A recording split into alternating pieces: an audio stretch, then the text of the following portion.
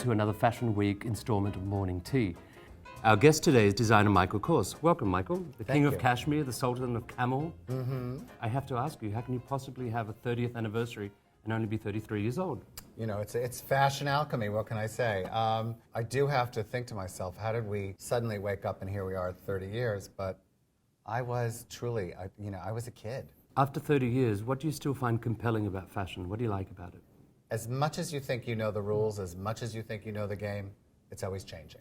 But at the same time, it changes, but it stays the same. It's just, you've got to stay light on your feet and be ready for whatever's going to happen. Something always does happen, good, bad, or indifferent.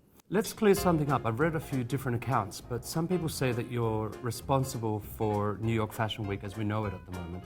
I think when I think back to fashion shows in the 80s and early 90s, often, we had shows in showrooms and small venues, one elevator, hot, crowded. And then in the early 90s, I had a show in an empty, fabulous loft when there still were empty, fabulous lofts in Midtown New York. Now there aren't. And it was a raw space.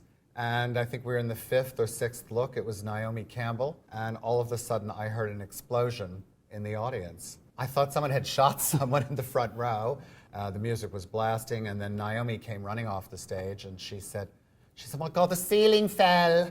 The ceiling fell. And I was like, what do you mean the ceiling fell? She said, the plaster fell. It hit Susie Menkes, it hit Carrie Donovan. I said, what do you mean? And I said, is everyone okay?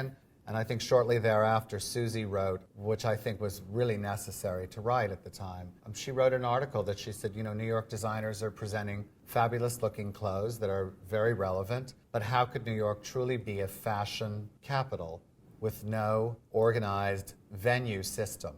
The next thing you know, you started to see the beginning of 7th on 6th. Let's talk Project Runway for a while, because these days it's fair to say that you're known as much for being a TV personality as a designer. I love the fashion word bombast that you use, so it'd be like, it's literally like, and then you'll say something outrageous like a tornado of toilet paper or something. Where do you come up with such quips? Do you script them? No, I don't script anything. People say, where did he come up with that? I wish he was scripted. When I am saying something, as cutting as it might be, hopefully at the same time, though, the designer kind of understands what I'm talking about, and maybe they get better in the process. Fashion people could turn it into a, is that deconstructed, chiffon that reminds me of a ghost in whispering smoke and all that. No, it looks like toilet paper. I'm a fashion designer, and I'm someone who's been in the fashion industry for over 30 years sitting there, but I'm also, which I kind of think is one of the reasons why I'm successful, I'm still a guy. I go to the supermarket. I actually, live in the world.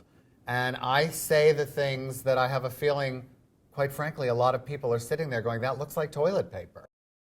What is a good kid from Merrick, Long Island doing projecting all these fantasies onto the Eastern Seaboard, which you've done over the years? Well, realistically, I think that what I've been always kind of about is this strange contradiction. I grew up in the 70s, and there was this tug of war in Merrick, Long Island, between the hippie and the jappy disco kid. I've always kind of had that friction in my clothes.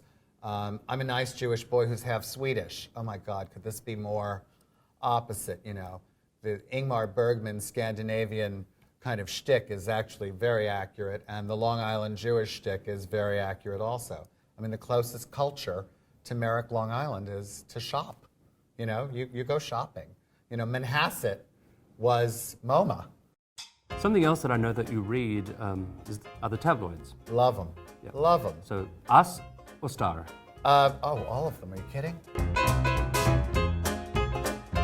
Well, thank you very much for coming in today. I really appreciate it. Thank you. And good luck with the 30th anniversary. Thank you very much. Cheers.